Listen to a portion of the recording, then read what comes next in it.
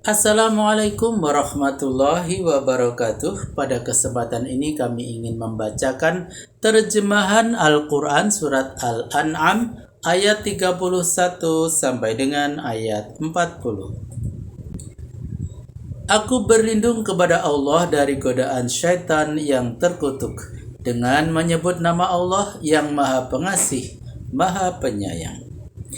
Sungguh rugi orang-orang yang mendustakan pertemuan dengan Allah sampai kiamat datang kepada mereka secara tiba-tiba. Mereka berkata, "Alangkah besarnya penyesalan kami karena kelalaian kami tentang kiamat itu." Mereka memikul beban dosa di atas punggungnya. Alangkah buruknya beban yang mereka pikul. Dan bukankah kehidupan dunia seperti yang dikatakan orang kafir itu hanya permainan dan senda gurau belaka? Sebenarnya kehidupan akhiratlah yang lebih baik bagi orang yang takwa. Mengapa kamu tidak mengerti juga? Kami benar-benar tahu bahwa yang mereka ucapkan itu meremukkan hatimu. Karena itu janganlah dirimu sampai binasa karena kesedihan. Sebab pada hakikatnya mereka tidak mendustakanmu, tapi orang-orang zalim itu yang mengingkari ayat-ayat Allah. Catatan: ayat ini ditujukan kepada Nabi Muhammad SAW sehubungan dengan pengingkaran kaum musyrik agar beliau jangan terlalu berduka cita. Sebab yang diingkari pada hakikatnya bukanlah beliau tetapi Allah, karena beliau diutus untuk menyampaikan ayat-ayat Allah. Kalimat sisipan berasal dari surat Fatir ayat 8 dan surat Al-Kahfi ayat 6. Para rasul yang sebelum kamu pun pernah juga didustakan, tapi mereka sabar terhadap pendustaan dan penganiayaan yang dilakukan terhadap mereka, sampai tiba pertolongan kami kepadanya. Pertolongan itu telah ditetapkan lebih dahulu dalam kalimat Allah, dan tak seorang pun yang mampu mengubah kalimat Allah itu. Dan berita-berita mengenai pendustaan kepada rasul-rasul itu pernah sampai kepadamu, bukan?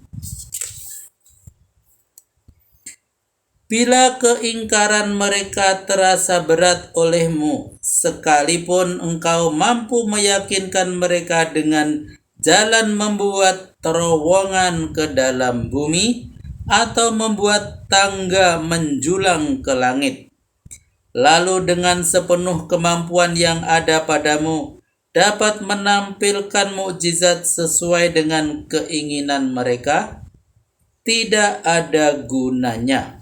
Sebenarnya jika Allah menghendaki, tentu mereka dikumpulkannya di bawah naungan petunjuknya.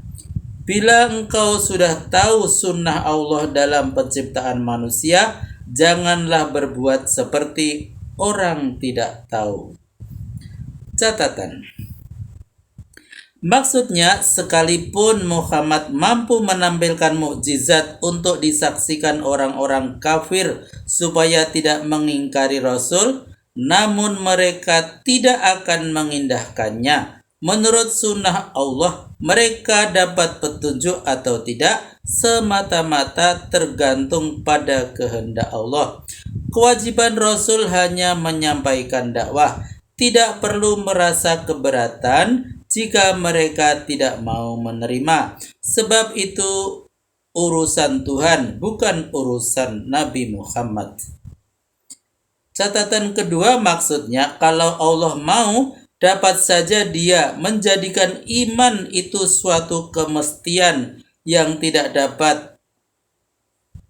harus dipatuhi oleh makhluk manusia seperti halnya dengan malaikat. Misalnya dengan menciptakan manusia itu atas dasar kesediaan terpadu untuk menerima yang hak dan benar tanpa ada perbedaan pendapat dan ikhtiar yang disebabkan oleh perbedaan ilmu, pemikiran, akhlak, dan kebudayaan. Kalau Allah berbuat begitu, berarti Allah telah mengeluarkan manusia dari fitrah aslinya, yaitu bebas bertindak baik fisik maupun psikis. Kesimpulannya, keimanan yang diakui oleh Tuhan adalah keimanan yang timbul dari kemauan manusia itu sendiri tanpa ada paksaan.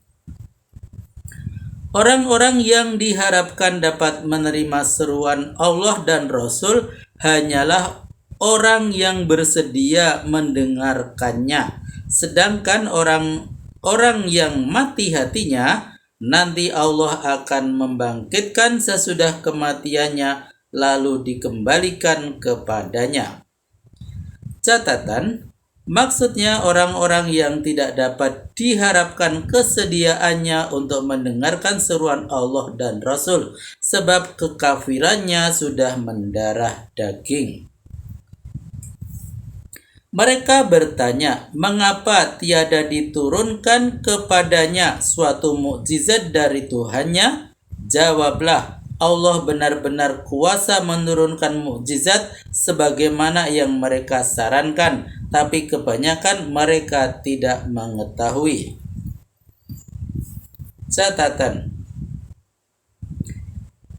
penurunan mukjizat berdasarkan hikmat ketuhanan, bukan berdasarkan hawa nafsu, mereka yang hendak merendahkan Rasul dengan memajukan usul yang bukan-bukan, memperkenankan permintaan orang yang tidak beriktikad baik, itu bukan menjadi petunjuk bagi mereka, bahkan sebaliknya menjadi penyebab kehancurannya dengan hukuman musnah sesuai dengan sunnah Allah yang berlaku. Mereka tidak tahu akan hal itu.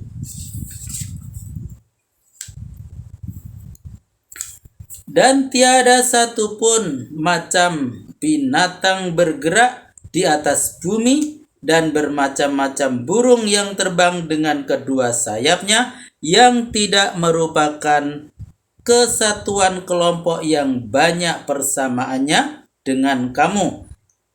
Tiada satupun yang kami tinggalkan keterangannya di dalam kitab, kemudian mereka dikumpulkan kepada Tuhannya. Catatan, maksudnya binatang yang bergerak dengan 2 kaki, 4 kaki, 2 tangan, dan 2 kaki, dan yang bergerak dengan perutnya seperti ular, biawak, buaya, dan sebagainya. Catatan kedua, dia lapar, haus, hidup berkelamin, dan berkelompok, dan lain-lain. Yang ketiga, yang dimaksud dengan kitab di sini ada 3 pendapat. Yang satu, Lauhul Mahfuz, tempat tercantum semua ketetapan dan takdir yang telah, sedang, dan yang akan berlaku bagi semua makhluk. Yang kedua, ilmu Allah yang merangkum segala-galanya. Dan yang ketiga adalah Al-Quran. Orang-orang yang mendustakan ayat-ayat kami, mereka tuli dan bisu di tengah kegelapan jahiliyah. Barang siapa yang dikehendaki Allah, dibiarkannya sesat, dan barang siapa yang dikehendakinya, ditempatkannya pada jalan yang lurus. Katakanlah kepada kaum musyrik itu, bagaimana pendapatmu jika datang kepadamu siksaan Allah atau datang peristiwa kiamat? Apakah kamu akan minta tolong kepada Tuhan selain Allah untuk melepaskanmu jika kamu memang benar? Maha benar Allah dengan segala firman-Nya. Alhamdulillah telah kami bacakan terjemahan Al-Quran surat Al-An'am ayat 31 sampai dengan ayat 40. Sampai jumpa pada video berikutnya. Billahi taufik wal hidayah. Wassalamualaikum warahmatullahi wabarakatuh.